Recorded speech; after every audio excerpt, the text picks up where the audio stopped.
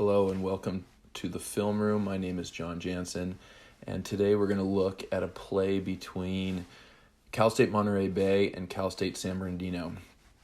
And these are two Division II teams out here on the West Coast, and Cal State Monterey Bay has baseline out-of-bounds play.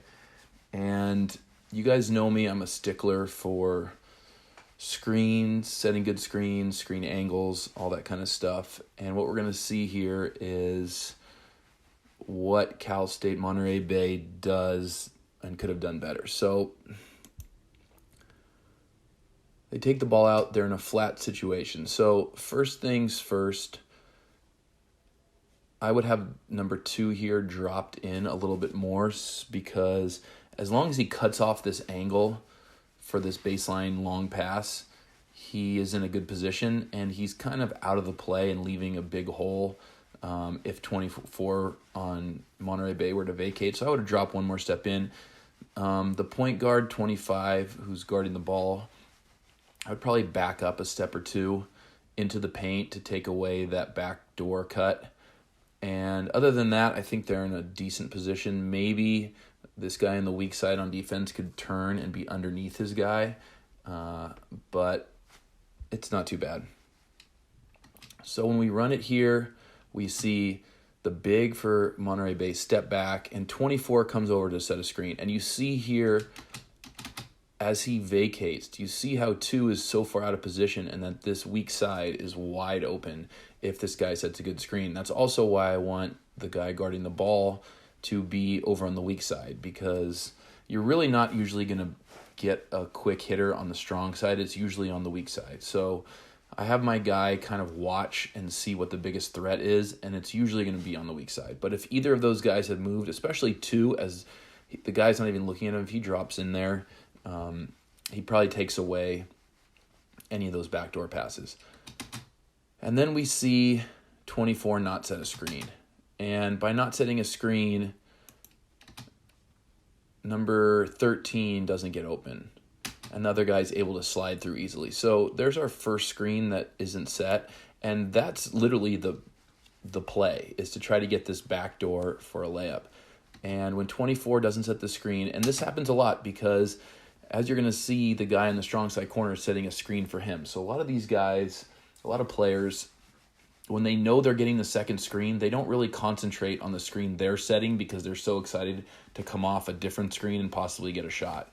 So this is classic. 24 doesn't set a screen, 13's not open, and now here he comes. And then 23 doesn't set a great screen either, and therefore 24 is not open. So the whole idea of the play was to get one of those 2 guys open, and neither of them set a screen, and so neither of their teammates got open. So we hit the safety valve, number 12, and as I was watching this game, 13 is kind of I don't know if he's the best player, but they go to him a lot, on the post, and he seems bigger than everybody else. He's definitely slower, so they're looking to get him the ball as much as they can. So he comes up here to set a ball screen, and again, he sets no screen, and they end up switching, which is fine, because if you don't set a ball screen and they switch, oops, I went back a little too far, you have the mismatch you want on the ball. But here's the other problem.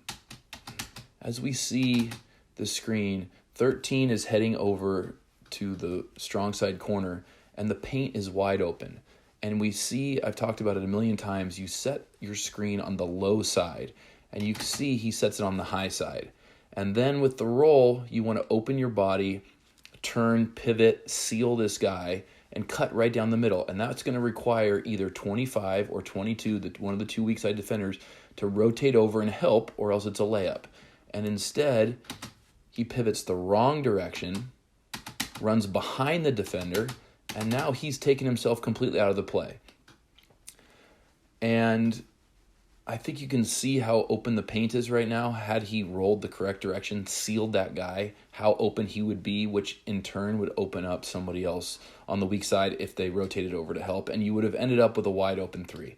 Now, this guy comes off And I mean, I'd say he's a foot behind the 3-point line, athletic, hand in his face. I don't think it's a great shot. There's still 16 on the shot clock. The guard on San Bernardino does a nice job of boxing out the big. The other guys come in, and they secure a pretty easy rebound. So this was a really nice play by Monterey Bay, and it could have been a lot better had they executed, set good screens, rolled the correct way. I think they could have got something a lot better and probably scored on this possession.